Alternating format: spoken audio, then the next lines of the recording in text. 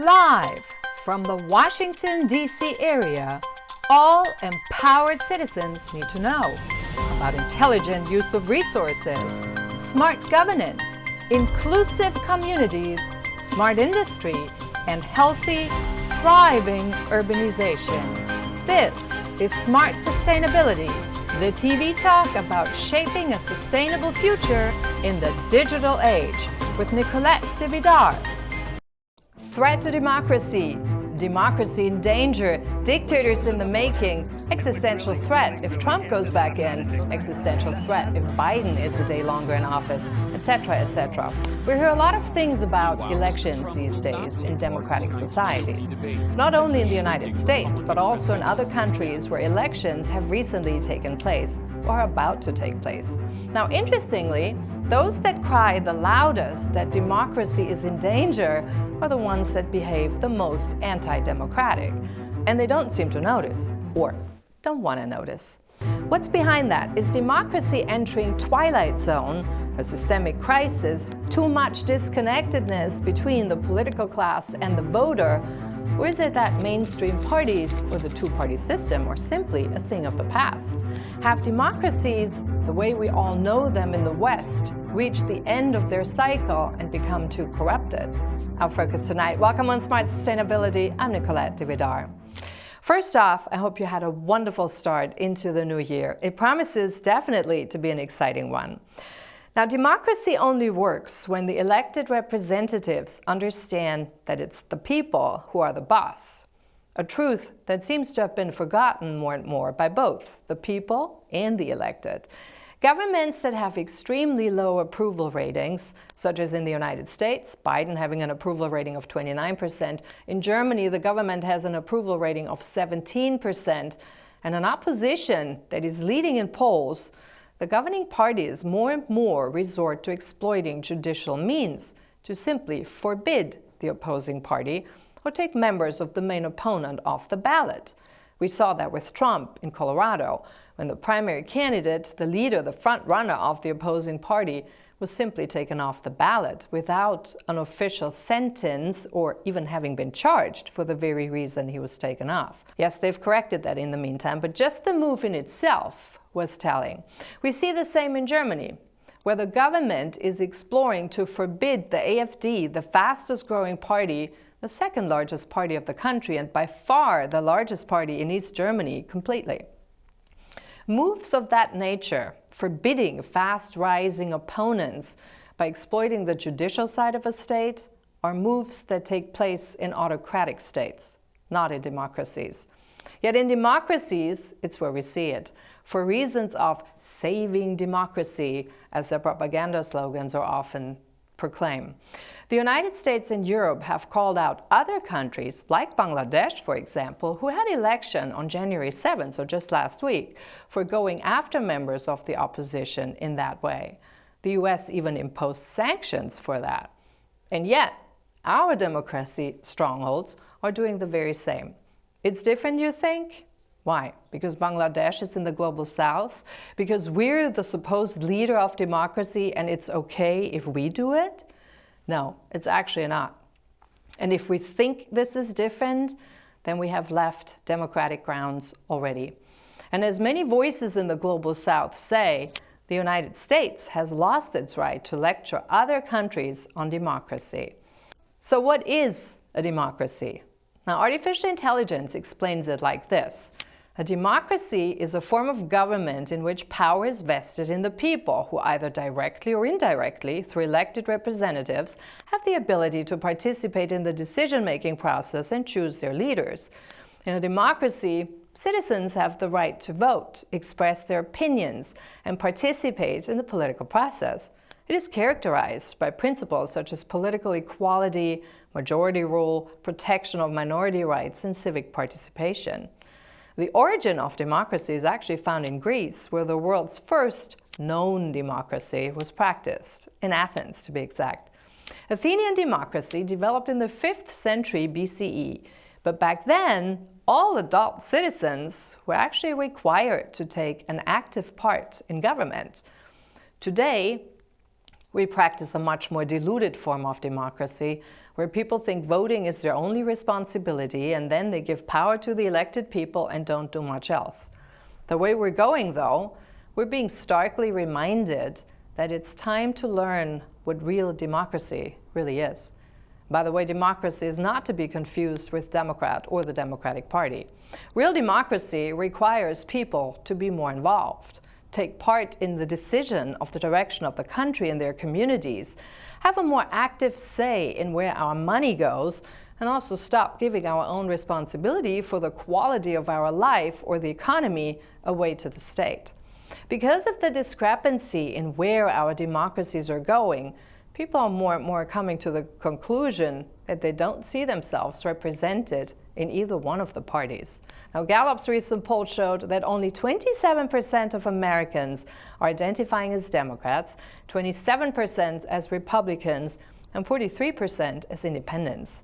Reality is that most of us find ourselves agreeing with some issues on the right and some issues on the left at times.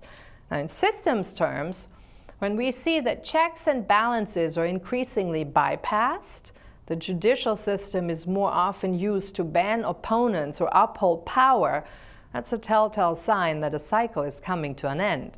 Similar like with the financial system, when there is no longer a natural balance, and cheap money, quantitative easing had to be introduced as the artificial answer to keep a system alive that no longer functions on its own.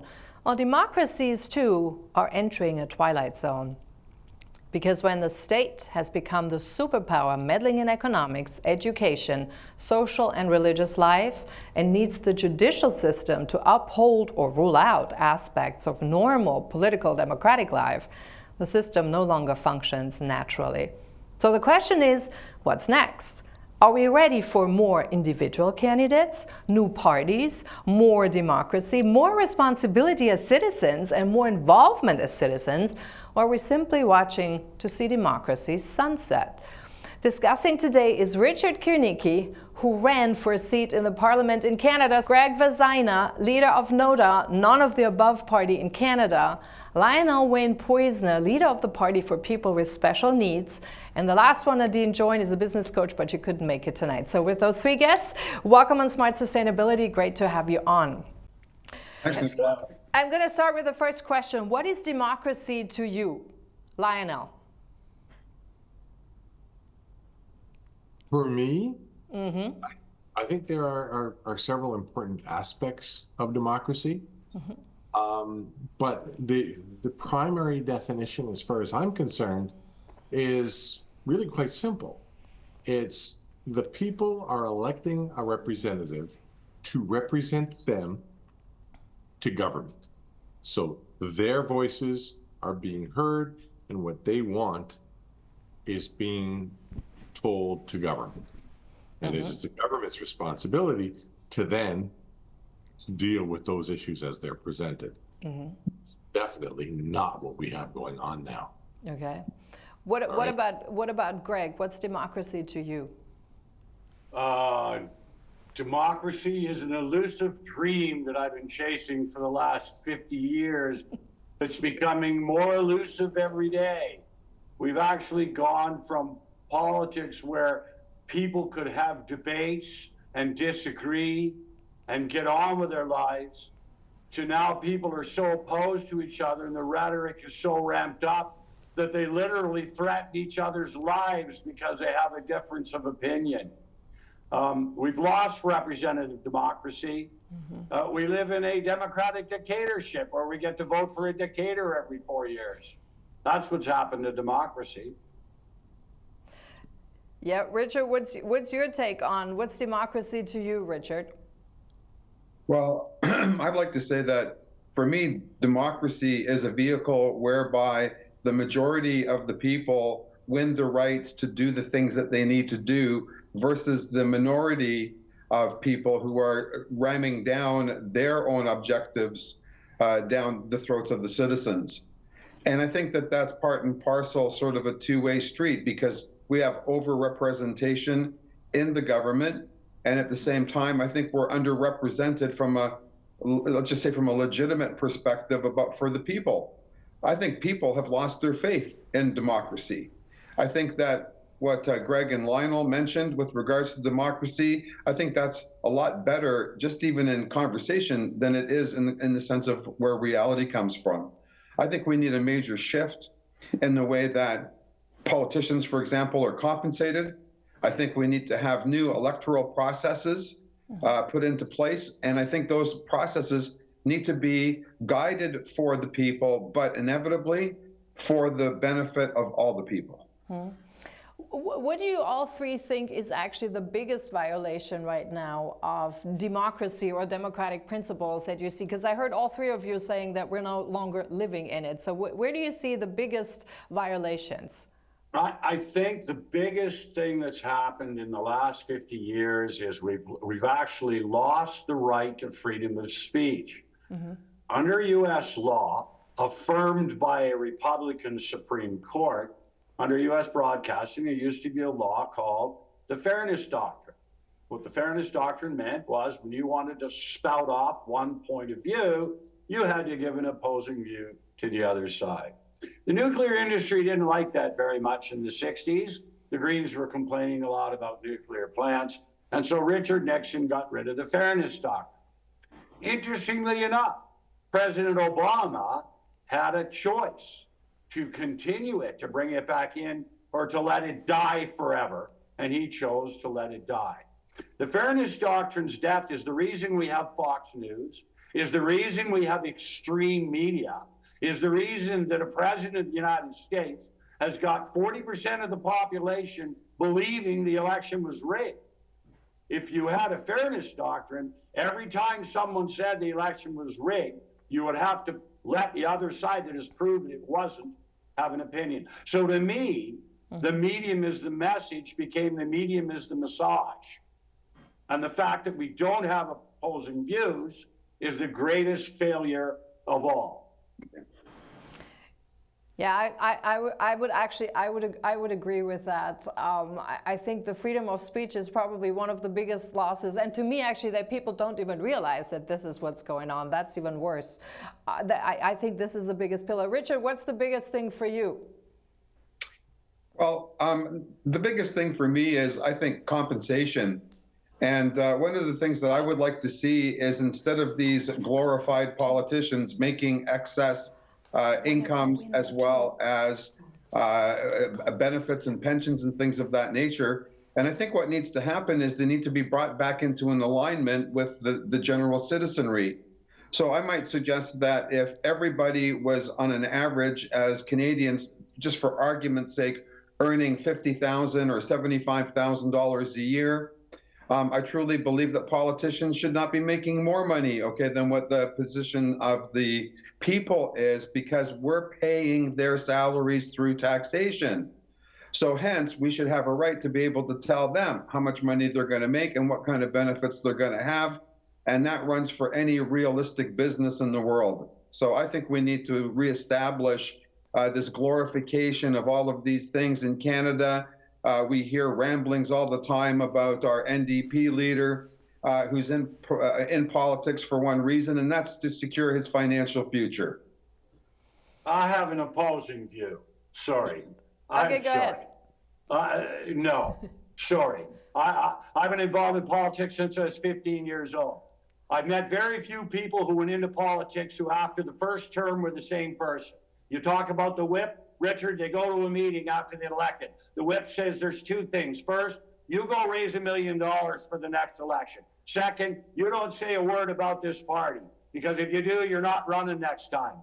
And then get out of my office, I'll see you after the next election. So no, politics is the most meanest, hardest, family-destroying, ethic, morality-destroying profession there is, because these people are like you and us. They start out believing they can make a difference, and then they get elected, and then the process takes over. Politicians don't make enough money. If you lowered the wage of politicians, you would not have professionals. Richard, you've compared the wage for an average person with the wage of a CEO. No CEO in the world makes 50 or 60,000 in the world. These people are responsible for billions and billions of dollars in public spending. I disagree, Richard. I think it's the opposite. We should pay them a lot more money. But I also think, as you know, Richard, there should be accountability, which is a different story. Yeah, because I was going to say, and both arguments are somewhat valid, but one could also say, so you want to pay higher salaries because you also want to attract kind of the better quality people that go into politics, because I think that's one of the reasons what we have. I mean, I think it's really fair to say, I know this is certainly true in Germany, we got the dumbest government we've had since the beginning of Germany. And half of them have not even had, like, completed, they've never worked, they've never completed their studies or whatsoever. And compared to what they actually bring, they completely overpaid. A lot of politicians that go in there, honestly, do not deserve the money that they've been making. But I also understand the other point that you say, that we should pay them more so they can actually get in. The question is, and you mentioned that it's the system that kind of cuts people down. So then maybe let's look at the system, because then maybe the mechanism of the machinery needs to be changed. If I can now add something here, because I agree, all right, as far as Greg is concerned, he's hit on everything. This business of the party whip, all right, by having a party whip, which is basically the disciplinary section of every party, and every major party has it. And what that means is, if I get elected to the Liberal Party, if I get elected to the Conservative Party, and I don't do what they're telling me, then A, I can get thrown out of the party. B, I lose my corner office. C, there's a whole bunch of other repercussions.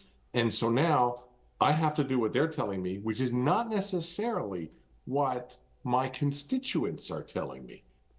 So if I can't represent my constituents, what do I need to be there for? Yeah, that's my question. Exactly. What do you need to be there for? The other point to this, though, is, as far as the salaries go, you look at our current prime minister. Yes. You look at our current prime minister earning $360,000 a year, not counting what he's stealing. And this is someone who has already been recognized as all kinds of problems there, right? But I mean, you look at him, he's basically a failed part-time drama teacher. That's what he is. You're being, with all due respect, Lionel, again, you're being personal, and with all due respect. Okay, I know I shouldn't be. Look, the Prime Minister or the President of Ukraine is a former comedian. I know. And he is no joke. So I try not to get personal about the people, because I've known, as Richard knows, I've known, prime ministers and premiers. I've helped 3 of them get elected. And once they get elected, they're different people. But you're right, in a sense, Lionel, that it's the process that breaks. And we don't have representative democracy because we don't, in Canada at least, have plebiscites, referendum, or recall. Yeah. The United States, more than half the states, the public writes the laws. Yeah. Now, what's very interesting, it doesn't matter whether it's first past the post or not, if you have direct democracy as opposed to an electoral system that elects a member. But more than half the states in the United States have referenda laws or recall laws. They've been used. They've dumped 2 governors in California. But what's most interesting, what's happened in the last few years, is when the public pass a referendum or an initiative, a constitutional amendment in some cases, to oppose what a Republican legislature's done, the legislatures are now ignoring the referendum and the constitutional amendments. Mm-hmm. So, I'm a believer in direct democracy. I believe, and I'm sorry, not being mean, but I'm just being honest, and I wrote the book called Democracy A. People look it up. It's available free at nata.ca. We studied referendum and recall in the United States. 75% of all initiatives are put together by the people in the public interest. Only 25% are put together by the special interest. And of those 25% that pass, half of them are overturned within 10 years. So what that means is the people will govern themselves better over a decade, 87.5% of the time, versus politicians at 12.5%. Now, I've never met a politician who can govern at 50% correct, let alone 87.5. So for me, the real change is to go and become Switzerland. Yeah. In Switzerland, it's a direct democracy. The politicians pass laws. Everybody gets the book every 6 months.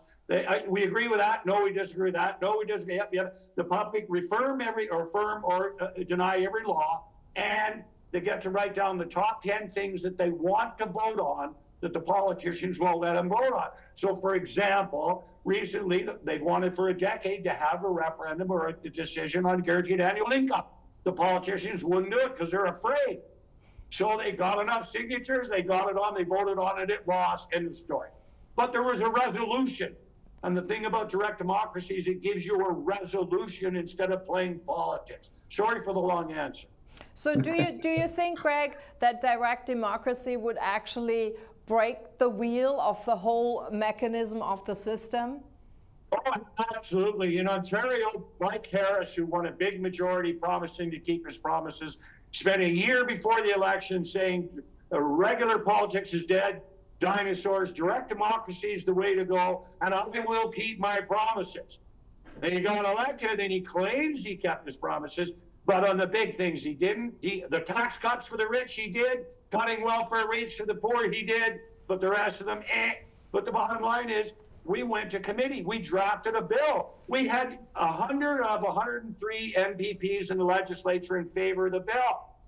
And all we had to have it was introduced. There were 3 people that stopped it. The leader of the Conservative Party, the Premier, the Liberal Party, and the Liberal of the NDP at the time, Bob Rae. And the leaders didn't want this there because it meant that they and the whips and the party apparatchik couldn't control the elected members, that the people had the say. So my answer is no. Direct democracy actually works. Everywhere it's been implemented in the world, it works. And in fact, if you look at the ACE studies on electoral reform, more people want direct democracy than want representative democracy. Now in Switzerland, though, it works really well because people are fairly educated and they take responsibility for their decisions, because the way they grow up, they're already educated that they have a certain responsibility for their country and also for the decisions to actually make, right? But that's an education. That's an education system function. But Canadians have per capita as high in education politically and academically as anywhere else in the world. While it's true that Americans are slightly lower, we're actually as smart as anybody. Yeah, but what I'm getting at is if we change... that we're involved politically. Look what they've done to our educational system. When I graduated high school, I finished with grade 13. Now grade 13's gone. Yeah. Look at civics courses in our high school. It represents a half credit. 1/2 credit out of 8, 16, 32, out of 32 credits. All right, they have intentionally dumbed down our students. They've dumbed down our kids, and they're not teaching them the things that are important. Wayne, there was no civics when you and I went to school. There was none. So, look, I'm not saying it's perfect, but it's interesting. They have elections in schools. We have elections for the adults, and then they have elections in schools. In schools, they tell you there's 23 political parties on the ballot. In the elections for our parents, they tell you there's 3. That's right. The CRTC just ruled that TV Ontario, the Ontario Educational Election Network, had no responsibility to inform the publics of even the names of 20 of the 24 parties in the election. Not even mention their names, not give them a single second of time. But yet the Broadcast Act says you're supposed to get equitable coverage. So equitable in Canadian democracy means all for somebody and absolutely nothing for the other guys. And then if you protest, they arrest you. They arrest you at the school, at the local all candidates debate, in the school where you went and your kids went, where you run as a candidate for the small parties. They arrest you for asking to speak. I was the first candidate in Canada for the Green Party. I was the chief agent and treasurer. I went through all this for 40 years ago with the Green Party. And as soon as the Green Party became a major party, what did it do? It slammed the door behind it. Hey, Greg, I was having an experience with the let's just say the candidates debate where I went to speak and debate, and the majority would not let me in and or speak. So where was that? Where was that, Richard? Hey, wait a second. What kind of democracy is that? Okay, I can't come in and vote. Richard, where was that? Was that in Canada? Yes, that's here in Toronto West, and I've had that experience too. Our party went to court and challenged the fact the Ontario Elections Act says the following: any debate that is transmitted to the public has to provide equitable coverage. That's according to the Broadcast Act. Any other debate must have equal time. Otherwise, it's an illegal campaign contribution and an expense. We have great limits on rigging elections. The chief electoral officer refused to deal with complaints. He said, I don't have to. We said, at least inform the public of the law. He said, they don't have to. That's between you and the debate organizer. The Ontario Court of Appeal ruled the chief electoral officer doesn't have to do anything. He doesn't have to respond to a complaint. He doesn't have to enforce the law. And if you file a complaint as a citizen, you used to be able to do a private prosecution. They changed the law to say you need his consent. And more importantly, the three parties in the legislature changed the law to say that he can only be removed by a 2/3 majority in the legislature. Well, I'd like to add... The fox guarding the chicken house, and nobody has the right to speak. In fact, you have less rights in Canada as a small party candidate than you do in Russia. Yeah, let's talk about this here for a second, because I actually think this is one of the things where we really say democracy is in danger, but not for what is usually portrayed to the public, that they make a certain person responsible and say, oh, you know, this person is a threat to democracy, when the real threat to democracy is in banning opponents, in banning people who rise up quickly, in banning parties that have a different opinion or are somewhere not lining up with the government. Let's talk more about that. So how could we get a handle on that? How do you mobilize people to understand that? I'd like to make a little... Hang on, one at a time. Let me just talk about a personal experience I had attending meetings with Elections Ontario this last year. Yeah. Because after the elections, they have this regular meeting. I was there. I met 10 or 12 other parties, and I heard the recommendations that our electoral officer made to the legislature.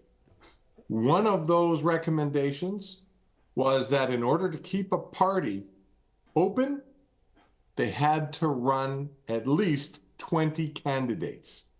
Right now, for us to keep a party open, and I had to do this in the last election, yep, you're right, Greg, 2. I ran, one of my buddies ran, we kept the party open, right? Now they're talking about changing it to 20. It's worse. It's worse, actually. I'm glad you brought this up, Lionel. It's actually worse. The Mulroney government on a Friday afternoon rigged the election law in the 90s and said you needed 50 candidates, and if you didn't get 5% or 15% of the vote, we seize your assets. The Supreme Court of Canada said it's unconstitutional in a case called Figueroa. The Chief Electoral Officer of Ontario just recommended that the government use the notwithstanding clause in our Constitution to override the fact that you restrict the number of candidates, except the notwithstanding clause can't be used on Section 3, which is candidates. So the Chief Electoral Officer has recommended the legislature violate the Constitution, and we can't get rid of him. He has the same immunity that Donald Trump claims. He can commit murder on the floor of the legislature. And unless 2/3 of the majority said to remove him, he couldn't be charged with nothing. Mm-hmm. I know. So there you go. There's living proof in that example. And there's many here in Canada that prove, okay, that as an example, the government has all sorts of protectionist facilities. So, for example, Trudeau can't get tossed out of his position. And that's absolutely ridiculous when we think about, again, the prime minister can do, in essence, no evil. But what's the lesson that he's leaving behind? And secondly, I went to vote and I decided that I was going to challenge the voting issues because it was at the time where COVID was a little more rampant. And it was already past the time where we didn't have to wear masks. And I went to vote, and the fellow, I can't remember what his title was, but the top guy at that voting station would not let me in. And I started having a debate, and I got upset, and I went home and I printed off, okay, the electoral process. And in the process, it states clearly that they cannot hold me back from voting.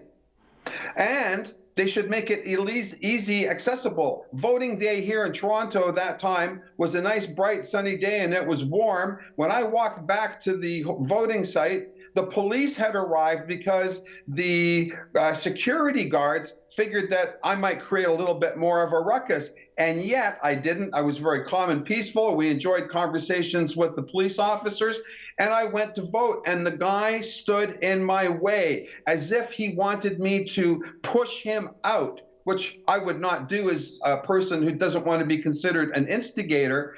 But I wrote a letter of complaint, okay, to the electoral process and was ignored. Excuse me. That's not democracy. That's not encouraging for people. When people see that that type of thing is going on in their country, in their neighborhood, okay, then they start to disbelieve and fall apart at the seams. And that's how you get extremism, okay? People stand up for their rights. They try to be heard. They get oppressed. They get squashed. They get screwed over. They get mad.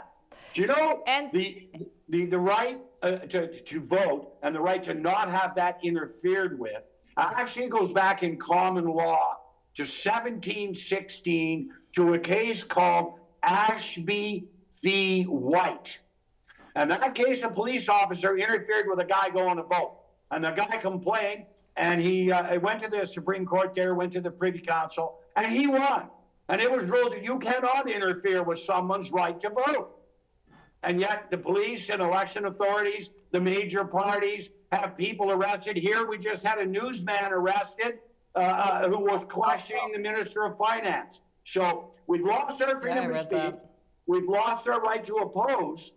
And we've now lost the right to run for another party to oppose the government. The only right you have to run for office in Canada is to run for the major parties.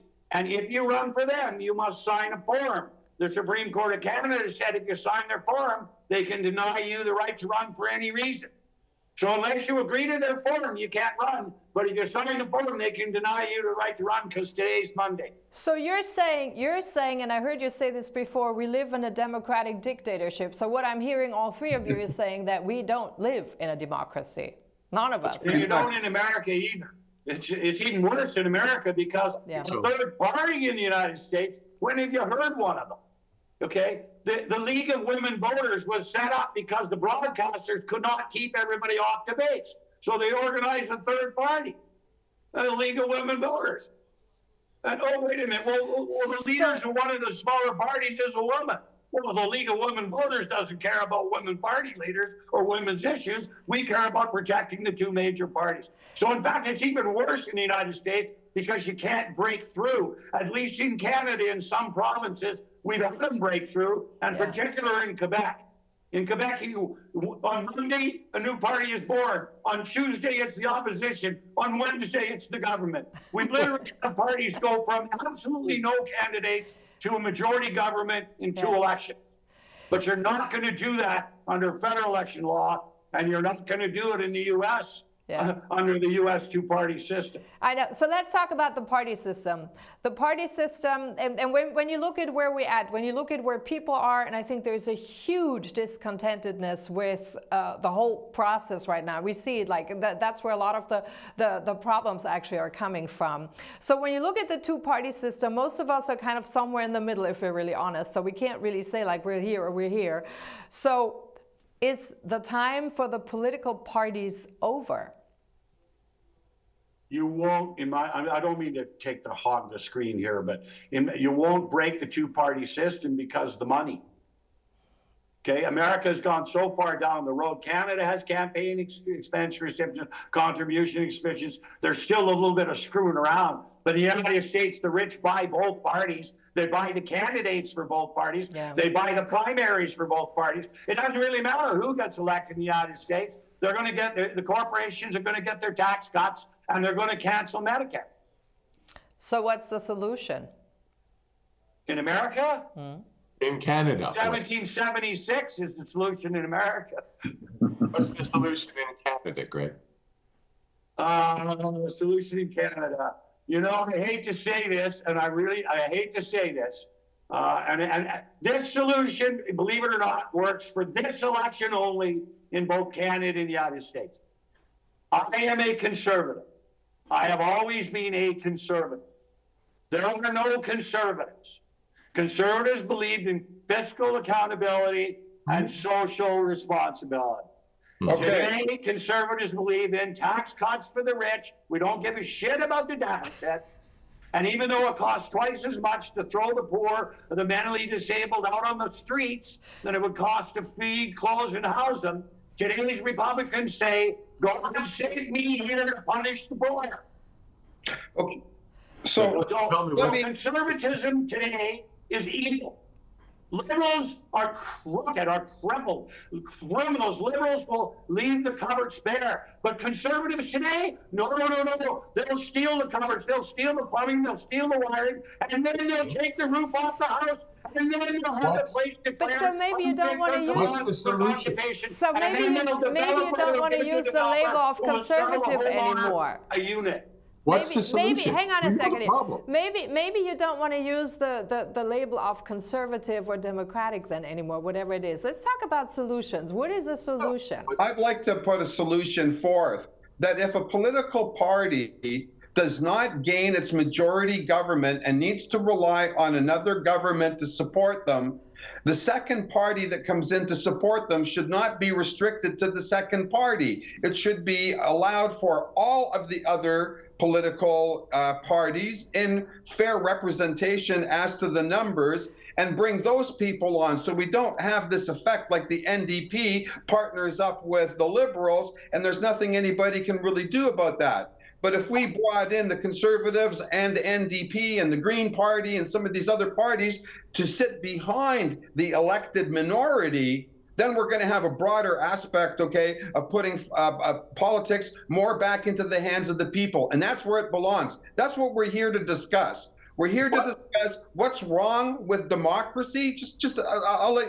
Actually, no, hang on. Not what's wrong with democracy. It's what's wrong with what we call democracies today. I think there is a big difference because democracy did turn out still as the best They're using systems, okay, that are 100 years old, and they just do not represent, okay, the reality of our American Canadian culture, and it's being taken advantage of, and we see it every day, and nobody takes a stand for anything. The narrative is always the same.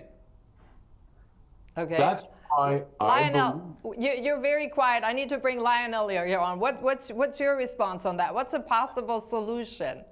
That's why I mean, based on my experience with this whole party system, and again, I came in late. I took over the Party for People with Special Needs forensically because the fellow that ran it died. And what I learned about this whole party system, a lot of what goes on in this party should be illegal, as far as I'm concerned. Right on.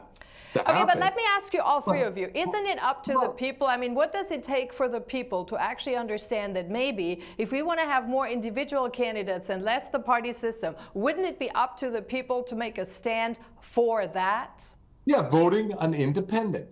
The issue is not, if you talk to people on the street, the reason they vote for the big party is they think, well, the independents will never get anything done. That's right. That's kind of the presumption. But the reality is, all right, federally or in Ontario, there's 124 seats. If we had 124 candidates run that were independents and they got in, I'm sure that they could work together to get things done. Right on. No party whip, and there's no influence. There's no corruption because to corrupt the system, you don't corrupt one party and everything goes the way you want. You got to corrupt everybody individually. That's a lot. You'll never get elected. You can't get elected. I've been doing this for 50 years. I was the first candidate for the Green Party. It took us 6 elections just to get on debates, just to get heard.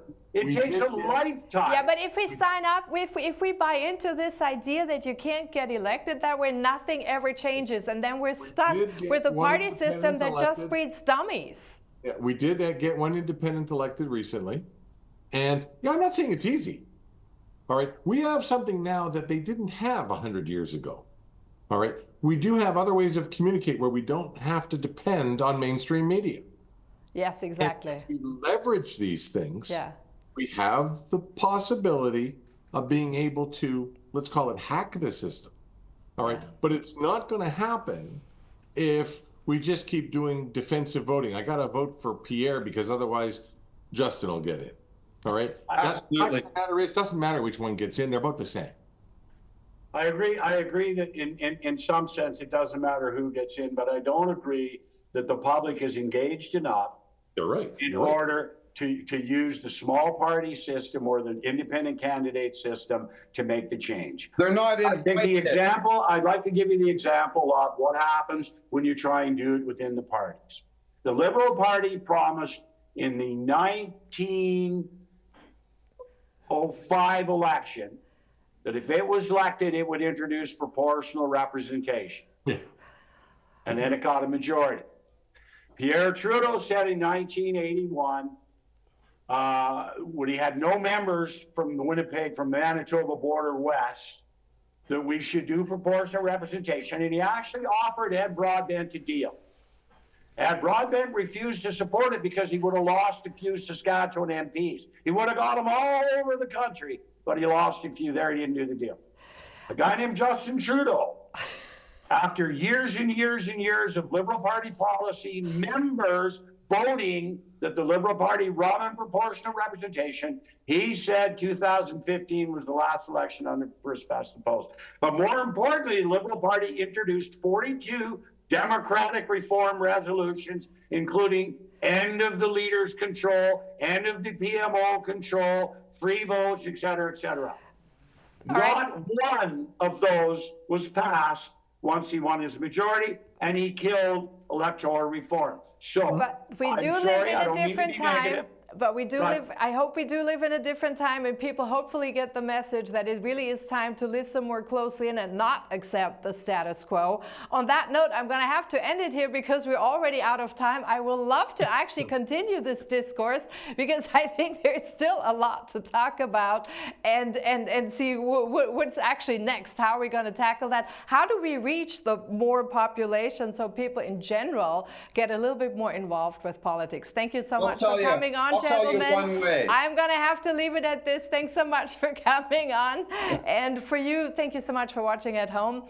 As you just heard, it's still a very highly debated issue. And the more we debate, the better it is. So stay tuned. We're going to have more of it. Have a good evening. We see you next week. Good night. It means also that you understand that you're a change maker and not just wait for a leader at top to give you some instructions. Looking at the world around us from an inner perspective as yes, another dimension, a third view. Well, I think a lot of It's difficult to balance all the complexities of inclusion now together as people. We need to work through that. So if you want to talk about corporate America, start right here in Washington, D.C. How do we co-create society? All of the more to remember, particularly in these times, in our great background, most of us have been a concept so close and have never done in our lifetime. Conversation between those did nowadays. What if we really didn't talk about that? I'm not the typical cookie-cutter broadcaster. And I think what I bring is a different viewpoint, which is neither left nor right, but it focuses on life itself, its power and its dynamics. People are craving for real things, for real points of view, for authentic points of view. And I think the real thing is that we have to come up with the solutions ourselves. And that's probably the biggest invite we all experience in the last 100 years or so. We're already in a new age. It's just that our systems are still working and operating in the parameters of the past. And that's the discrepancy. There's a new zeitgeist in the air. one that doesn't bypass a single industry, including television. I think of it as swarm intelligence at its very best. A lot of stories have not been told yet, but the real interesting part is how do we actually write our story as a country, as individuals, as people, as a nation going forward. The new thing is really new concepts, new ideas, new approaches. I think we're all due for a new format. So if we imagine the America of the future, I think this gets super excited. We're done with all the artificial, the mainstream talking points, the surrogates. We want real people, we want real guests, we want real answers, and we want to be really true to who we are, with all its flaws, with all its ups and downs, owning our stories. That matters. The bottom line is that I do want to encourage people to actually live their own story, write their own story, and find their purpose, find what they love to do, and have the guts to do it. At this crucial point in history where we transition from looking at the world from one way to another and determine yet which role we as humans want to play in it, adding an inner perspective adds yet another dimension, a third view. Nowadays, we hear mostly stories on television from the left or the right, and we tend to think that we're all alone, particularly if you're somewhere in the middle ground. But when we talk to people, it's astounding to find out how most of us are actually thinking pretty similarly. Listen, if you want to know what Americans are really thinking, it's right here at your local bar. Local bars have become America's new town halls and new community centers. Let's go in. What are you actually having? Roe versus Wade. No, we're not gonna keeping it real. Keeping it real. This is what I focus on in my shows. People to people, truth as is, pioneering where we are and where we really can go. And I am disappointed with Ma'am, this election. I asked you. Let her talk. Technology is just a tool, but essentially it's about the spiritual awakening. Yeah. And we talk about the age of Aquarius. The age of Aquarius is about vibration, it's about frequency, it's about wavelength, right? And that's what technology is. It informed my way of looking at things exponentially. I have a very different viewpoint on systems. There's a part of it that goes in there, but it's mainly the systems. Yeah, now, and I'm glad you brought that up because a lot of people say, I didn't discriminate, I didn't do anything. That means also that you understand that you're a change maker and not just wait for a leader at top to give you some instructions, but get out of the reactive state into a creative state.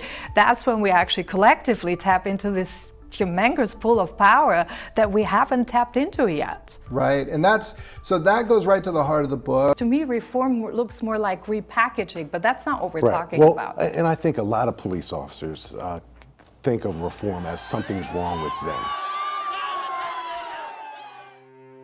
I was born at the heart of Europe, literally at the center of Europe, the Iron Curtain, the border between East and West, a place that triggered the most poignant chapters in history, where injustices darkened the soil and prosperous cultures were built and destroyed. A place of opposites. I've seen communism and I've seen capitalism. I was in Berlin when the wall fell, and I was in South Africa when the first free elections took place.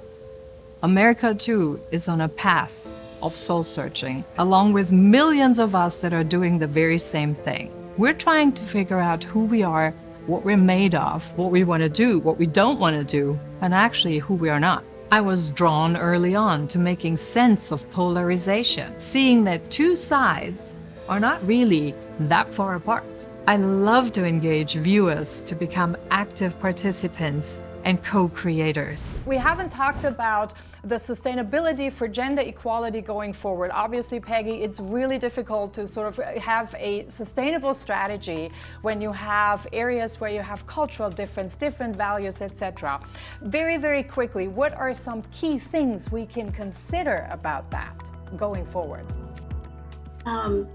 We are losing half of the energy of the world. There is a power shift away from the federal, from the centralized to a decentralized approach.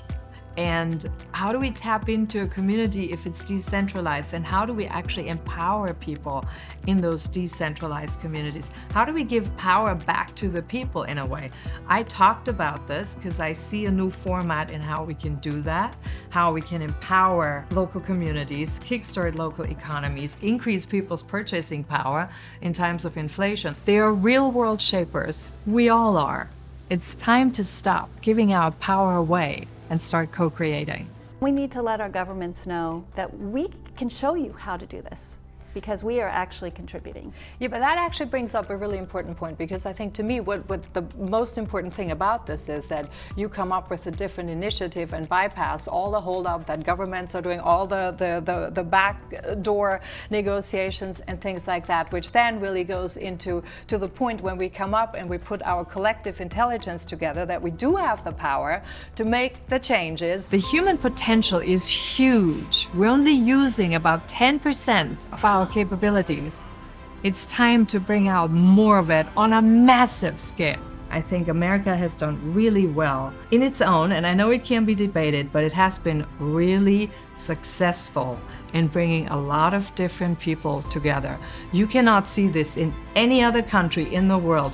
Go out there and take a snapshot and you will see all sorts of demographics, all sorts of backgrounds from all walks of life at any given time. And that is success. I approach sustainability through the lens of nature, who sees it very differently. We become so arrogant as human beings because we operate from an egocentric mentality. We think we're going to live forever, even though we know there will come a time we will go home, right? And even worse, I think that we've witnessed this, particularly that we think that we are better than nature and we need to perfect nature. I mean, look at what we've been doing to rivers. I see it through life principles that are present in every living organism, in humans, in plants, in animals, and minerals.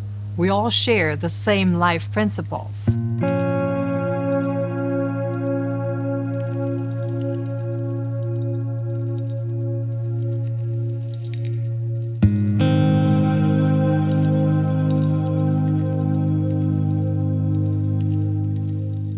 What are we humans made from? What's in us? And when you look at the 4 elements which are present in every living organism, they're out in nature, they're everywhere, you find that, I've certainly found that in me, there is fire, which is passion, a lot of passion for what I do. There is water, which are the emotions, it's the connection with people, it's the immersing. And water, by the way, is the only element that allows us to actually experience this by going in. You cannot go into air, you cannot go into fire, but we can go into water, which means we really can be totally emotional and understand someone else. We can merge our emotions with the other person. And then you have air, which to me represents common sense, reason, logic. Common sense is also something that I think we lost in the last few years, so somehow we need to find a way of bringing this back. That is an air element. And then earth, that is a relationship. It's our relationship with ourselves. It's our relationship with one another. It's our relationship with nature, with the environment. There's so much push on creating a sustainable world, but the most important part is the relationship we have with nature and where we live. At the end of the day, once we realize that we create our own reality, think about what that means. Whether we like it or not, but it starts taking responsibility for where we're at, but it also means that we can co-create any type of future that we want. And isn't that America's promise?